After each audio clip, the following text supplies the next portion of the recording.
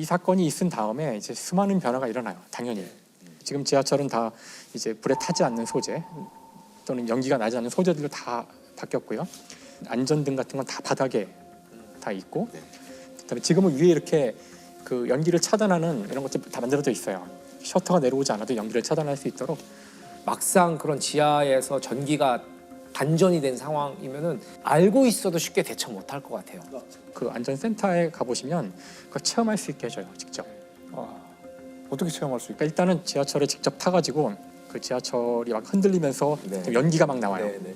굉장히 공포감이 엄청나요. 순간적으로 되게 공포감이 느껴지고 막상 해보니까 상당히 다르더라고요, 느낌이.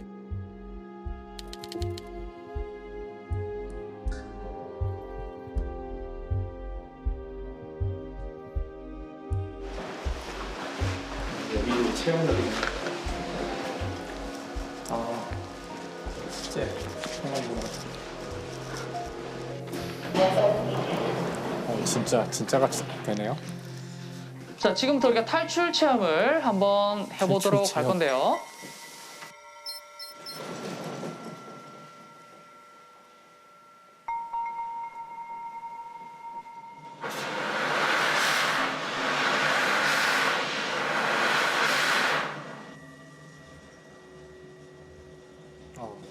무섭네요, 벌써. 자, 탈출하세요.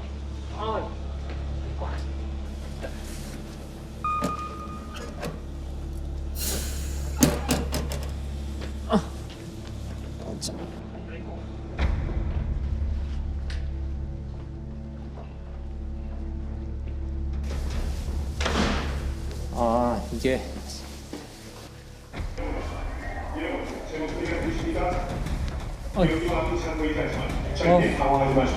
되게 무섭네요. 자세를 낮추고 제 목소리를 따라 현민의 유도등과 바닥의 부산과 달리는 방향으로 침착하게 나오시면 거의 다 왔습니다. 정정소에서 제 목소리가 들리는 쪽으로 나오시기 바랍니다. 이쪽입니다. 이쪽입니다. 이쪽.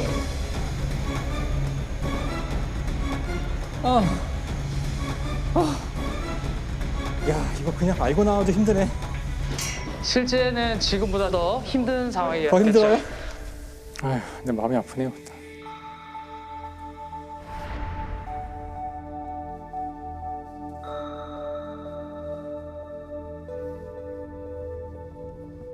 자, 이게 방화 얘기를 해야 될 것 같아요. 누가 왜 불을 질렀나? 그러니까 이제 김대현이라는 사람이죠. 김대한. 그러니까 뇌졸중 증세가 있어가지고 굉장히 이제 비관을 하고 우울증에 빠지고 그래서 자살을 기도 하는데, 그리고서는 정작 본인은 자살을 한 게 아니라 현장을 도망쳤어요. 도망쳐가지고 승객들이 무언가에 크게 놀라고 이내 앞다퉈 달아나기 시작합니다. 곧이어 전동차에서 연기가 피어오르고 온몸에 불이 붙은 방화용이자 김 씨가 밖으로 뛰쳐나옵니다.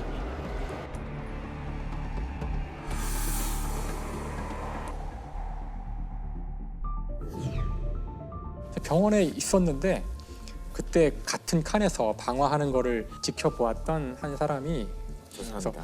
저 사람이 바로 방화범이라고 얘기해서 불과 1시간 만에 체포가 됐어요. 자기 혼자 죽는 것보다는 많은 사람들이 있는데 가서 불을 내어 같이 죽어야 되겠다 하는 생각을 하고.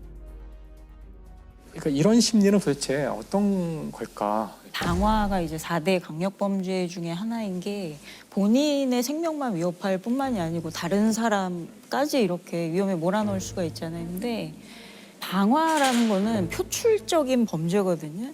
평소에는 사실은 굉장히 억눌려 왔다거나 소심하다거나 그러니까 사회에 불만이 많았지만 그거를 표출해오지 못했던 사람들이 불을 지름으로써 쾌감을 느끼는, 그 현장을 보고 있을 확률도 되게. 그래서 그걸 지켜보고 있다는 거예요. 아마 그래서 본인의 생명이 이제 위협받는다고 판단했을 때 그 현장을 떠났을 거라고 생각해요. 저번에 여관에서 신병을 비관한 마포에서. 거기서 이제 불을 지르고 자기는 그게 그 순간이니까 또 너무 무서운 거예요. 그래서 역시 자기만 빠져나오고 많은 사람들이 희생된 사건이 있었잖아요. 모텔 투숙자가 자기 방에 불을 지르는 바람에 2명이 숨지고 9명이 다쳤습니다. 주인한테 술을 달라고 했는데 주지 않았다는 게 이유였습니다. 이 남성은 불을 지른 뒤 근처 편의점으로 도망간 모습이 포착됐습니다. 배가 아프다며 119에 응급 조치를 요구했고 자신이 불을 질렀다고 털어놨습니다. 사실 저는 이렇게 숭례문 방화 사건 같은 경우에 거의 불타는 게 현장 중계가 됐잖아요. 근데 그게 굉장히 충격을 많이 받았거든요. 우리나라 국보위로 숭례문에서 불이 났습니다.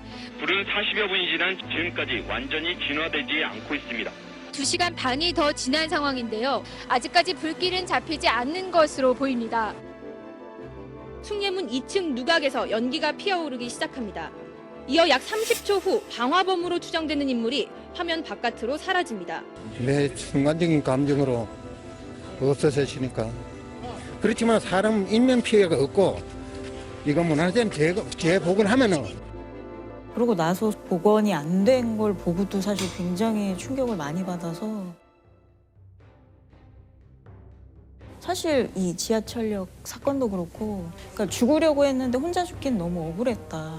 사실 저는 많이 들었거든요. 그러니까 방화뿐만이 아니고 공격성이 이제 본인을 향하는 게 아니고 바깥으로 나가서 이제 사람을 살해하거나 불을 지르거나 이런 범죄자들이 사실 꽤 있어요.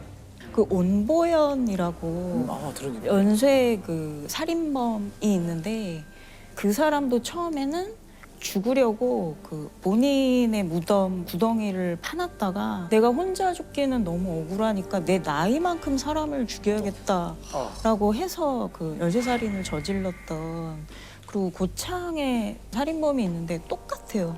범인 온보현은 이번 범행을 저지른 이유가 사는 게 힘들어 죽으려고 했기 때문이라고 말했습니다. 하지만 오는 엉뚱하게 부녀자 2명을 살해하고 자신은 태연히 경찰에 자수했습니다. 혼자 죽기 억울해서 혼자 죽기 억울하다는 생각이 들어 그냥 죽고 싶은 마음이 들었고 그래서 억울했고 같이 죽이고 죽어야겠다는 생각이 들었던 것 같습니다. 근데 그런 식으로 본인의 불만을 표출하는 사실 만약에 또 그런 재난 상황이 발생했는데 안내 방송으로 움직이지 말고 제자리에서 기다려라 했을 때 나는 진짜 어떻게 할 것인가. 그렇죠. 근데 사실은 그게 정답이거든요. 원래는. 그렇죠. 그러니까 정상적인 상황에서는 그 많은 사람들이 한꺼번에 움직이는 순간 오히려 더 위험해지기 때문에 그 자리에 있는 게 원래는 맞아요. 사실은 우르르 사람들이 몰렸기 때문에 참사가 나는 걸 너무 많이 영화에서도 보고. 1942년 미국에서 또 있었던 큰 참사 중에 하나가 이제 코코넛 그로브 화재 사건이라는 게 있어요. 굉장히 많은 사람이 모여서 막 춤추고 놀다가 화재가 일어난 거예요. 들어가는 입구가 하나 있었는데 그 입구가 회전문이에요. 회전문. 그 많은 사람들이 한꺼번에 도망쳐 나오면서 회전문에 몇 사람 안 지나서 딱 걸린 거예요. 그리고 다 갇힌 거죠. 근데 이 사건 이후에 이제 미국의 법이 생겨요. 우리도 마찬가지인데 모든 회전문에는 양쪽에 미는 문이 반드시 있어야 돼요. 유사시에 튀어나올 수 있도록 돼 있는 거죠. 그 자리에 가만히 있으라는 것이 사실은 정답이고요. 그렇게 한 상태에서 질서 있게 딱딱 안내를 해줘서 탈출을 해야 그나마 많은 사람이 살 확률이 커져요. 근데 이때 이제 우왕좌왕 나오다가는 굉장히 위험한. 근데 지금 이제 스크린 도어가 막 설치됐잖아요. 사람들을 거기에 이제 접근하지 못하게 해서 안전을 더 강화하는 건 확실한데 화재가 났을 때는 스크린 도어가 더 도움이 되나요? 한 겹이 더 있으면 좀 그걸 벗어나기가 더 어려워지지 않을까 생각이 갑자기 들어서요. 스크린 도어가 상당히 복잡한 문제인데요. 이게 그 탈출을 할 때에는 지하철 문을 열고 스크린 도어도 열어지잖아요. 근데 이쪽에서는 쉽게 열 수 있게 돼 있더라고요. 아, 안에서는요? 무조건. 그러니까 그냥 밀면 그냥 바로 열리게 돼 있기 때문에 밖에서는 안 되죠. 밖에서는 안 되고요. 예. 그러니까 이게 굉장히 이제 과학도 많이 따져야 되고 많은 그 준비와 생각을 해야 되는 그런 문제죠. 이 화재라는 것이. 대구 그 지하철 그 화재 사건에서도 이 철길을 따라서 이웃역으로 도망을 간 사람들도 있어요. 그분들은 상당히 많이 생존했다고 하더라고요. 근데 그게 왜냐하면은 사실 이 불이라는 거는 과학적으로 연소 현상인데 핵심은 인화 물질만 있어가지고 연소가 일어나지 않고 반드시 산소가 있어야 돼요. 자, 근데 이 지하철 같은 상황에서는 어떻게 된 거냐면은 일단 안에 연소가 되면은 뜨거워지니까 이게 위로 올라가요. 그러니까 이 통로가 굴뚝이 되고요. 산소가 들어올 수 있는 통로는 이 터널로 들어올 수 있죠. 그러니까 일로 도망간 사람들은 이제 불길이 글로 오지도 않고 연기도 오지 않으니까 살아남을 수 있었던 거예요. 그래서 이게 쉽지 않죠.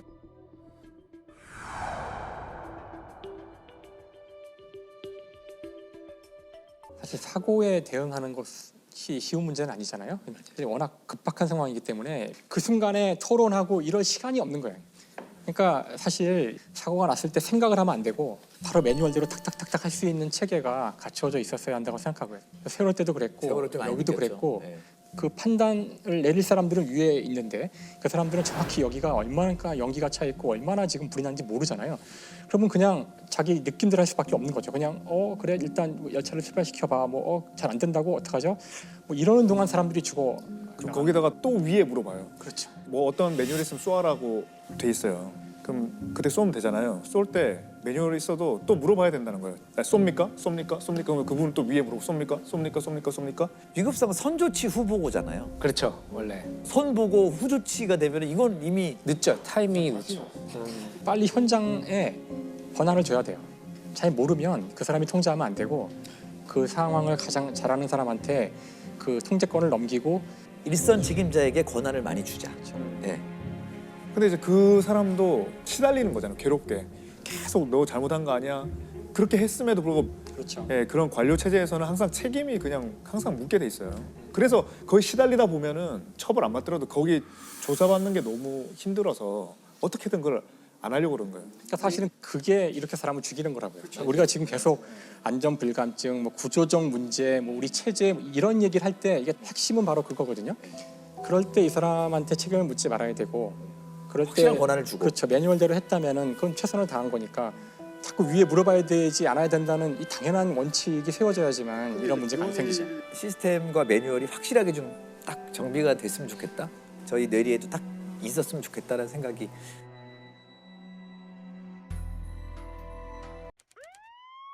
이것은 우리 주변의 이야기입니다.